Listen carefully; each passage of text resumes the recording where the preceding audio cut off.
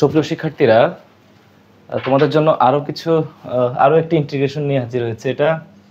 এই অঙ্কগুলো বেশিরভাগ আসলে সিকিউতে আসে। কেমন? এইটাও সিকিউতে আসে, এটাও সিকিউতে আসে, একবার কমন অঙ্ক সিকিউর জন্য।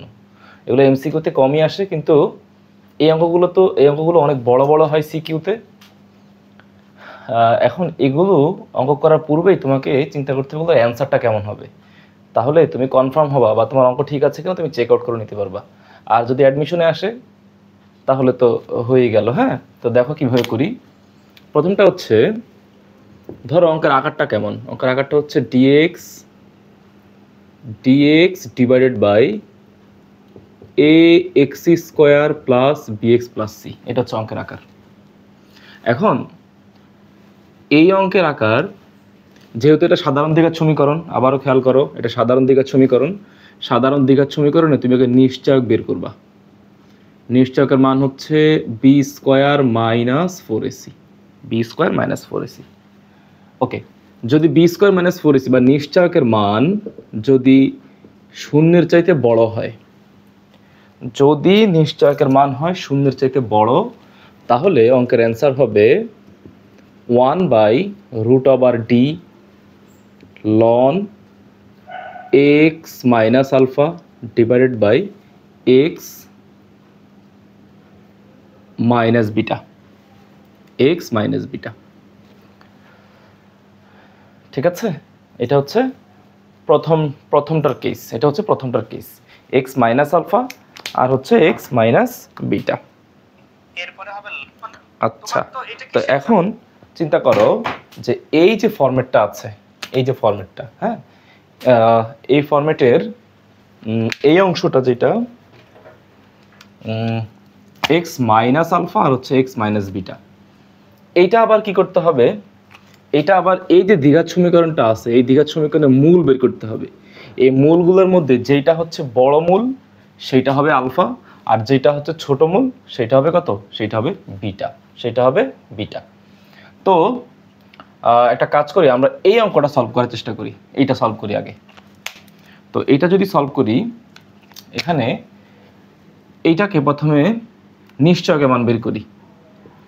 তো নিশ্চয়কের মানটা কত হয়, বি এর মান আছে -4, -4 এর উপরে স্কোয়ার, -4 × 1 × c, তাহলে 16 - 12 = 4। হ্যাঁ, এই যে নিশ্চয়কের মান কত পেলাম, শূন্যের চাইতে বড়, তাহলে এখানে বসায় দাও 1/√4 ln x মাইনাস আলফা আর x মাইনাস বিটা। এখন আলফা আর বিটা কিভাবে বের করবো, একটু আগে বলছিলাম যে এটাকে মিডল টার্ম করে এটার উৎপাদকগুলো মানে মূলগুলো নিতে হবে।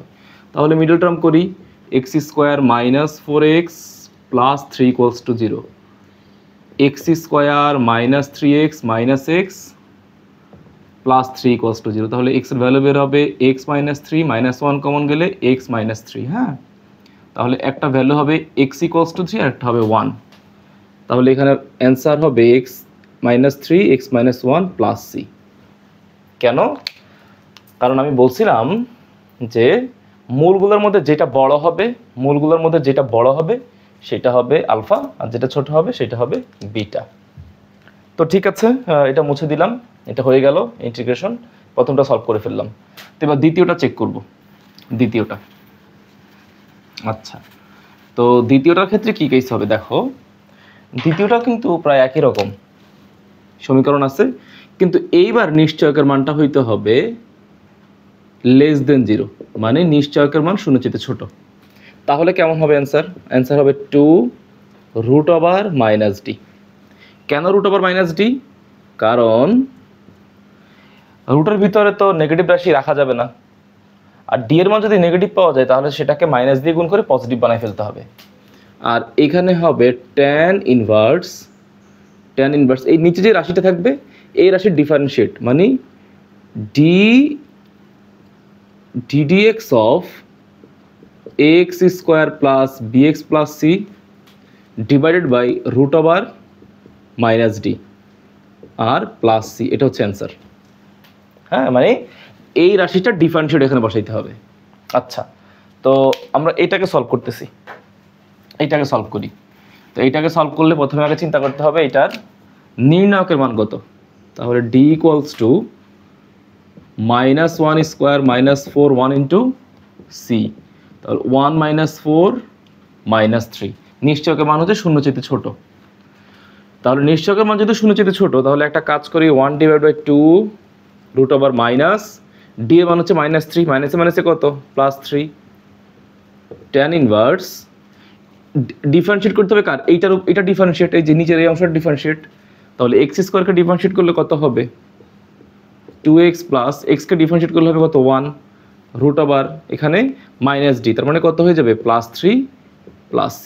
এটা হচ্ছে আমাদের এই অঙ্কের ইন্টিগ্রেশন।